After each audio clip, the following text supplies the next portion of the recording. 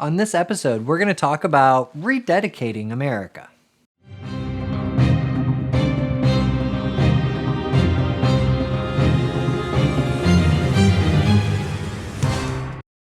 Hello, and welcome to Dirty Christianity, the show where we investigate, explore, challenge, and get down and dirty with Christianity.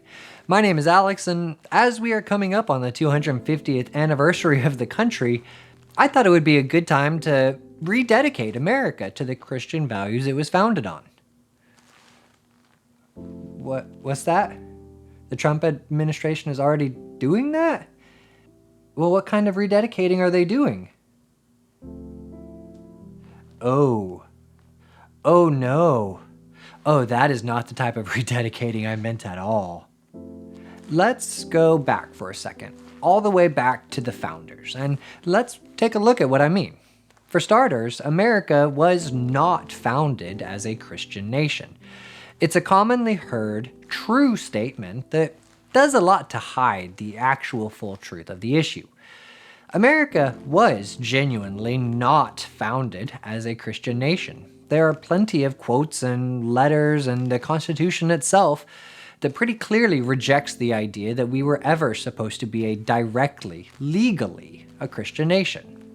That being said, most of the founders were Christian, and they wrote the founding documents very much within that societal context. Not all of them were explicitly Christian, though. Some of them were deists who believed in some form of God, but didn't expressly identify with the Christian God. Some of them undoubtedly would be atheists in the modern world, or at minimum, agnostics. And that wasn't just a socially acceptable thing in the 1700s. Even still, they grew up in a legal and a social context that was unambiguously Christian, which means Christian values formed a large chunk of their understanding of the world and how we as humans should respond to it. And they incorporated some of those Christian values into the documents we now call the founding documents of our country. But it does need to be stated loud and clear. Not every bit and piece of the Declaration, the original Constitution, the later amendments, or any other critical founding document were explicitly based on Christian values. And the Constitution was not a divinely inspired or God-breathed document like the Bible. These were human beings writing down what they thought was necessary to form a good government in their own understanding and with their own interests in mind. There certainly are big parts of the founding principles of the country that I do believe line up nicely with what the Bible teaches, but certainly not all of it. And the big Rededicate America 250 push that the Trump administration is going for has very little to do with either the Bible or the founding principles of our country. It's just a naked attempt to give primetime attention to a very shallow performative form of Christianity. As an aside, the sad thing is that if Trump really wanted to genuinely set up a faith-based rededication of the country, he could have very easily done it in a way that was sincere and celebrated the incredible multicultural and multi-faith demographics of our country. America is one of the most faith-conscious countries in the world. There are millions of people who would love to come together and celebrate their country and their faith by praying together. Nothing in the Constitution says that the government has to be explicitly non-religious or that faith can't be an important part of the daily life of our elected officials.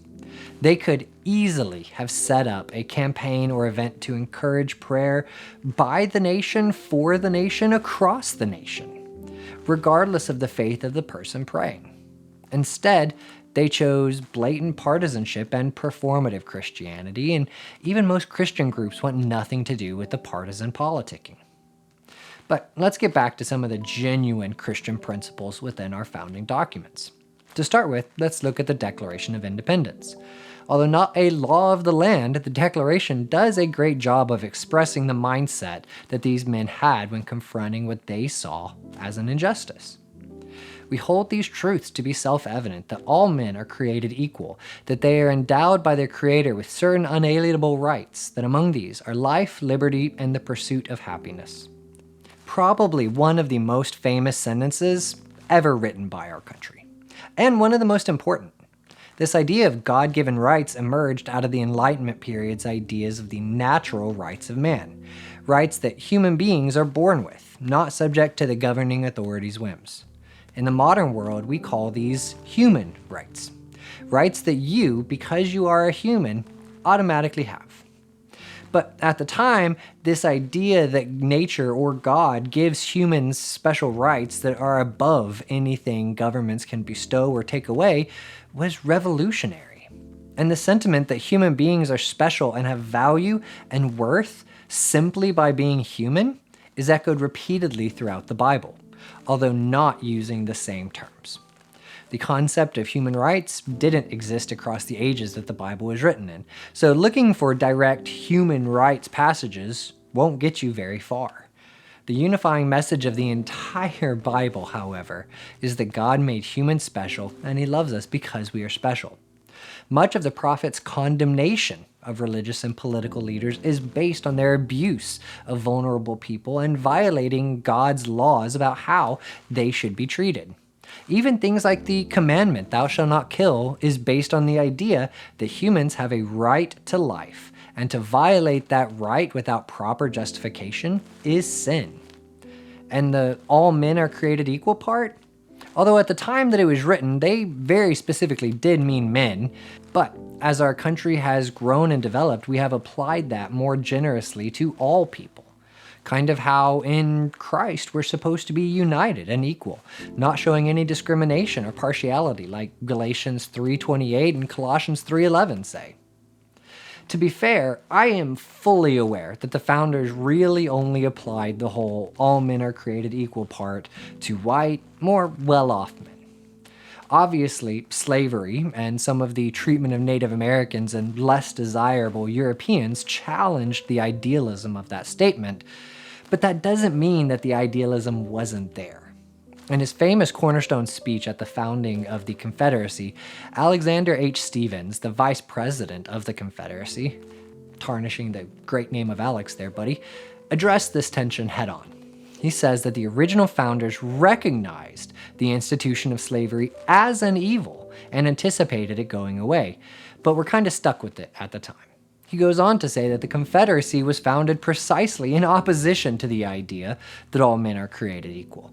The subordination to the superior white race was enslaved Africans' natural and normal condition. So although the founders certainly were hypocrites, and many of them owned other human beings while talking about liberty and equality and God-given rights, the idealism of the statement is something that they aspired to that was known by people closer to them in time, and something that we have grown closer to over the previous 250 years, even if we haven't reached the true aspiration yet. Moving on to the next section of the Declaration, this one is honestly a pretty sticky one. Romans 13 tells Christians to be obedient to their governing authorities. And yet, America was founded precisely by rebelling against our, according to Romans 13, God-appointed authority. After the famous sentence in the declaration I read above, it goes on to say that whenever any form of government becomes destructive of these ends, it is the right of the people to alter or to abolish it, and to institute new government, laying its foundation on such principles and organizing its powers in such form as to them shall seem most likely to affect their safety and happiness. Basically, God gave us these rights, and since the British are abusing these God-given rights, we have the duty to separate and form our own government that will help us to achieve security and happiness. From a casual reading of Romans 13, that's a bit of a stretch. But if we take a closer look at the passage, they kind of have a point. Verse 3 says, "Rulers hold no terror for those who do right, but for those who do wrong." And verse 4 starts with, "For the one in authority is God's servant for your good." It is clear that there is somewhat of a contract forming here. Be good citizens, and the government will be good to you. The government exists for your well-being. But what happens when the government is not holding up their end of that contract? When they start terrorizing and abusing you, even if you haven't done anything wrong? There's certainly debate to be had over just how tyrannical the British were actually being, but the Declaration lists numerous examples of how the British government was actively oppressing and abusing the colonies. And importantly, the colonies didn't jump to war straight away. There were repeated attempts at diplomacy and resolving some of the grievances felt by the American colonies, some of them more successful than others. In fact, even after the shooting started, there were still attempts being made to peacefully resolve the situation, at least at the beginning. So, the question, should Christians put up with oppressive and abusive governments when those governments are not living up to their side of the contract from Romans 13? That's a complicated debate for another video, but considering the prophets are full of exhortations to resist injustice and free the oppressed, like Isaiah 58:6, there is certainly an argument to be made there. Especially when, like I described earlier, there had been multiple peaceful attempts to resolve the conflict and few of them were successful. As another aside, it's also no coincidence that Christians were some of the leading abolitionists in the lead up to the Civil War. Passages about ending injustice and setting the oppressed free were used just as powerfully to resist the institution of slavery as they were to resist an oppressive colonial government. On the other hand, people who called themselves Christians infuriatingly also defended slavery. But they were very careful about which parts of the Bible to actually teach and follow and left out huge chunks that were problematic to their worldview. True Christianity leads to liberty and equality. And it eventually did, with emancipation and the later civil rights era being led in many cases by prominent Christian leaders. But let's jump back to Romans 13 for a second though, because there's a part that's really going to aggravate some people. Romans 13:6 says, "This is also why you pay taxes, for the authorities are God's servants who give their full time to governing." You may not like paying taxes, but the Bible says you should do it, because it's the government's job to govern. And this is echoed in our Constitution. Article 1, Section 8 says, "The Congress shall have power to lay and collect taxes, duties, imposts, and excises, to pay the debts and provide for the common defense and general welfare of the United States." Now, I'm going to focus on that last phrase, to provide for the general welfare of the United States. That's a nice, broad statement that we can argue and debate what it means until the end of time. But providing for the general welfare of the country is a part of our government's constitutional requirements. I'd argue that that means taking care of the people of our country, making sure that they have enough, that the citizens and immigrants residing in the wealthiest country in the world don't starve, that programs designed to help the people of the country are a part of the government's job, which just so happens to also be a biblical principle. Let's look at Ezekiel 34, 2-4. "Woe to you, shepherds of Israel, who have been feeding yourselves. Should not shepherds feed the sheep? You eat the fat, you clothe yourself with the wool, you slaughter the fatted calves, but you do not feed the sheep. You have not strengthened the weak. You have not healed the sick. You have not bound up the injured. You have not brought back the strays. You have not sought the lost, but with force and harshness you have ruled them." Here we have the prophet Ezekiel condemning the government of Israel for taking from the people and not giving anything back, ruling them harshly. The government's role in society is to protect the country and provide for the welfare of its citizens. It's constitutional and biblical. Speaking of the Constitution, let's take a look at the First Amendment. "Congress shall make no law respecting an establishment of religion or prohibiting the free exercise thereof, or abridging the freedom of speech, or of the press, or of the right of the people to peaceably to assemble and to petition the government for a redress of grievances." Although at the time it was written, this only applied to the federal government and not individual states, later amendments like the 14th brought it down to the more local state level. The First Amendment is one of the most important to me from a Christian perspective because it is a wonderful application of the Golden Rule. Do unto others as you would have them do unto you. Love thy neighbor as thyself. Do you like being able to worship freely? Great. Let other people do it too, even if you don't believe in their religion. Do you like being able to speak your mind? Great. Let other people do it too, even if you don't like what they have to say. Would you like to peacefully assemble and even take your issues to the government? Great. Let other people do it too, even if you don't like their beliefs or visions for the country. A democracy fundamentally only works when we recognize that somebody else's opinion or vision for the country is just as valid as ours is. And we're not talking extremism here, there's always extremism. But not everyone who disagrees with you is extreme. And we have baked into our country and our faith the idea that other people matter just as much as we do. But let's take a look at extremism right quick, because it is important that we address those situations. Our Pledge of Allegiance ends with the phrase, with liberty and justice for all. Is it an objective, true statement that America has liberty and justice for all? Absolutely not. Is it an idealistic principle that we should aspire to attain? Absolutely. It is one of the foundational, fundamental aspirations of our country. If someone's extremist beliefs reject the idea of liberty and justice for all, that is going directly against a foundational principle of our country. That's one of the main reasons I'm so opposed to gerrymandering and the latest partisan politicking around redistricting. It is fundamentally designed to erase American citizens' rights to equal representation. It is partisan extremism designed to artificially tip the scales of power in one party's favor by denying liberty, justice, and equality to somebody else. As far as I'm concerned, it's unconstitutional behavior in spirit, even if it doesn't violate the letter of the law. It's certainly unchristian behavior. Loving your neighbor and doing unto others means letting their voice be heard too, just as yours is. Treating others as you would like to be treated means allowing them fair representation in the government that they are subject to.